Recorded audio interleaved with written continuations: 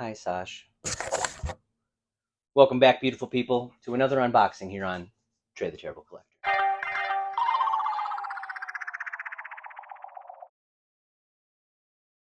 All right, in today's episode, we are going to be branching between Series 3 and Series 4 of Iron Man. And we're doing this because we are wrapping up the series. We've got 6 toys left. I have 3 Iron Men left, and I'm going to devote an episode to all of them together. So I figured in this episode we would go through the rest of everybody else who was made in the line. First up from the Series 3, we have a pretty unique character who I didn't know a lot about. So his name is Sentry. Let's get that off of there first. And Sentry was created by Abnett and Lanning, who you might be familiar with as the guys who created like the modern wave of Guardians of the Galaxy stuff. They were also responsible for like Annihilation and some big cosmic things. This was way back in 1994 that they created this character. He is an amnesiac alien who is also an artificial being with an incredible range of powers. He very much reminds me of Martian Manhunter or something like that, where he's kind of stoic, very, very serious. Where are you going, buddy? Like, what are you doing? What are you doing? And um, he is an extraterrestrial. He was featured on the cartoon. He's super weird. Like, he is nothing like any of the other characters on the show. Let's take a peek, see at what we're dealing with here. So he has a weapon, which is a double-sided axe named Parallax. It looks like you're supposed to put one end in each side of his hand there here,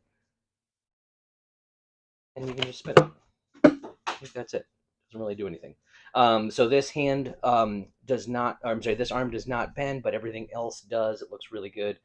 Even with his long hair and attached cape, he's got a little bit of flexibility in his head, but it doesn't move very far. He's gorgeous. I don't know how they packed so much detail into such a little figure, but I mean, he's got this texture on his boots. He's got the skull ornamentation, which is very detailed. He's got chains all over on his legs, on his chest, on his arms. They're all very detailed. His skin is like wrinkly and withered, like so much texture. And then as you get close, you can see he's even got a little pierced ear and some makeup on his face. I mean, he's outstanding. Like in terms of character design, in terms of the actual functionality of the toy, in terms of giving us a weapon that shouldn't technically work, but I mean, it looks great. I mean, I would go so far as to say I think that he's one of my favorites out of the entire line. Really fantastic. One thing I will note that's kind of weird is that even though there's one, two, three, four, five. There's like 5 or 6 characters with capes in this, and they're all different. Every single one of them is different. Like this one is the only one that's fabric. Wild. So he's fantastic. Next up, we're gonna do Crimson Dynamo. Crimson Dynamo is the Soviet version of Iron Man. I don't know a lot about which Iron Man armored villain is which, but he's pretty neat in terms of his design. He's got this red and silver, and then the red is kind of like it's got like an orangey tint to it when you put on the big boy armor. His leg and chest and belt and armor, and like helmet and everything. It looks like they would all go on Iron Man as well. But interestingly, with this fellow, goodness gracious, how much of this stuff is going to fall off? He's got a little forehead unit that falls off just as easily as Silver Samurai's does. So interestingly, he's got a rocket launcher built into his chest. Let's see how that works. Well, he got Sentry. It's all right. In terms of his design, I don't think he's anything too special. Kind of just an Iron Man knockoff, but he looks good. He's got a lot of detail. He's pretty cool. I do like the circuitry and all this stuff that's kind of asymmetrically placed on his unit. Um, I think I think that this is the guy from Iron Man 2, but I'm not entirely sure. These guys all kind of blur together for me. Maybe not. Maybe that was more Whiplash than Crimson Dynamo. I'm not sure. But he's pretty neat. He's good. Last up today, we are going to be unboxing our second version of War Machine.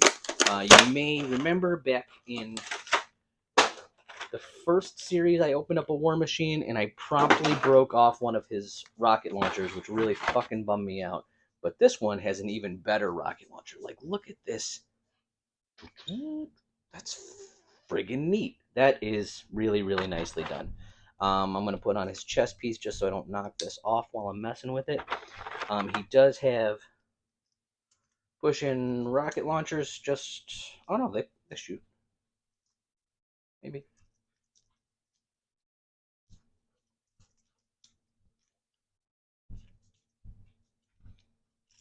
Maybe. Ah, hey, that's a good rocket. It's gone. That went all the way across the room. The other stuff that goes on him is really cool too. His boots have like these, like I don't know, like spiky bits. He's pretty cool looking. Very, very distinct from the first War Machine, which was something that I was a little worried about because he's got all the same colors. But he's got a lot more like his palette's flipped, so like instead of all dark gray with a little bit of silver, he's all silver with a little bit of dark gray. He's also got a little aiming reticle on his eye with a little like an earpiece with an antenna, which is unnecessary because of course he'd have the antennas and stuff inside, but I think it just looks cool. It looks a lot more tactical. And the rocket launcher thing on top is just bitchin'. Um, really sweet. Really glad I opened all these up with you guys. Thank you guys for tuning in. I super appreciate it. Remember to like and subscribe.